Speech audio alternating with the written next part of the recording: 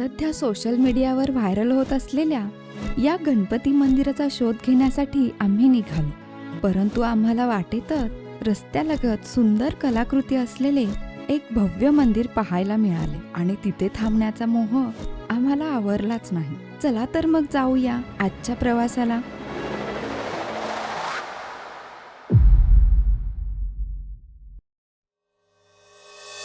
आम्ही निघालो मुंबई अहमदाबाद हायवेच्या दिशेने.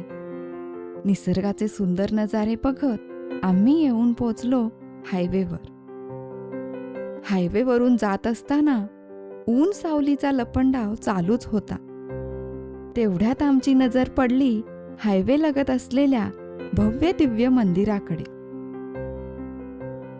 पालघर जिल्ह्यातील दुर्वेश मनोर येथे हे भव्य BAPS श्री स्वामीनारायण मंदिर आहे. कमानीतून मंदिर पाहतात मन भारावून गेले. आपण पाहाल तर हे मंदिर पारंपरिक दगडी कोरीव काम आणि संगमरवराचा वापर करून अतिशय भव्य दिव्य बांधले आहे.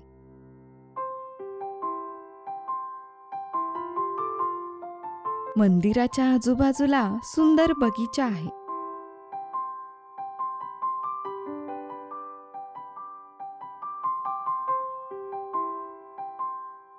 मंदिरात प्रवेश करतात आपल्याला श्री राम सीता, हनुमान, राधाकृष्ण, भगवान श्री स्वामीनारायण, श्री शिव पार्वती आणि गणपती बाप्पा यांचे दर्शन मिळते.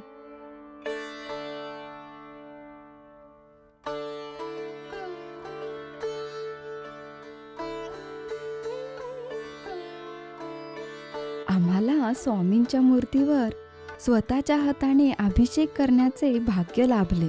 खूप प्रसन्न वाटले. एक वेगळाच अनुभव मिळाला. मंदिरातील नक्षीकाम म्हणाल तर खूप सुंदर आणि सुबक आहे.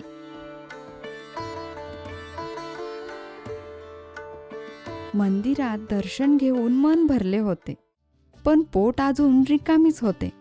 म्हणून मंदिराच्या परिसरात असलेल्या उपहारगृहात आम्ही नाश्ता करण्यासाठी आलो. येथे रिझनेबल रेटमध्ये विविध प्रकारचे खाद्यपदार्थ उपलब्ध आहेत. येथे बसण्यासाठी स्वच्छ व सुंदर व्यवस्था आहे. आम्ही येथे मसाला डोसा आणि मसाला उत्तप्पा ट्राय केला. दोघांची टेस्ट अप्रतिम होती. आम्ही याचा आस्वाद घेऊन निघालो पुढच्या प्रवासाला. आमचे पुढचे ठिकाण होते 5 माडचे सुंदर गणेश मंदिर. मनोर नाक्यावरून 5 माडला पोहोचण्यासाठी आम्हाला साधारण 15 ते 20 मिनिटे लागली. पालघर जिल्ह्यातील विक्रमगड तालुक्यातील 5 माड येथील श्री विश्वनाथ गणेश मंदिर हे सध्या एक प्रमुख आकर्षण बनले आहे.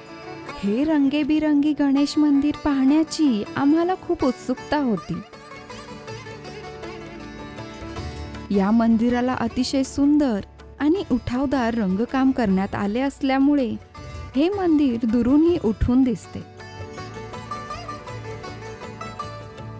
मंदिरात 10 पायऱ्या चढून गेल्यावर गाभाऱ्यात भव्य चतुर्भुज गणेशाची मूर्ती पाहायला मिळते.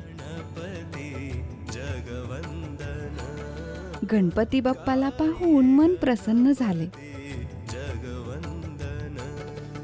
मंदिराचा परिसर अतिशय स्वच्छ आणि शांत आहे.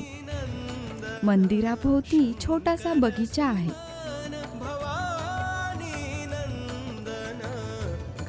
तसेच आपण या ठिकाणी आपले सुंदर फोटो क्लिक करू शकतो. असे सुंदर मंदिर डोळ्यात साठवून आम्ही निघालो परतीच्या प्रवासाला.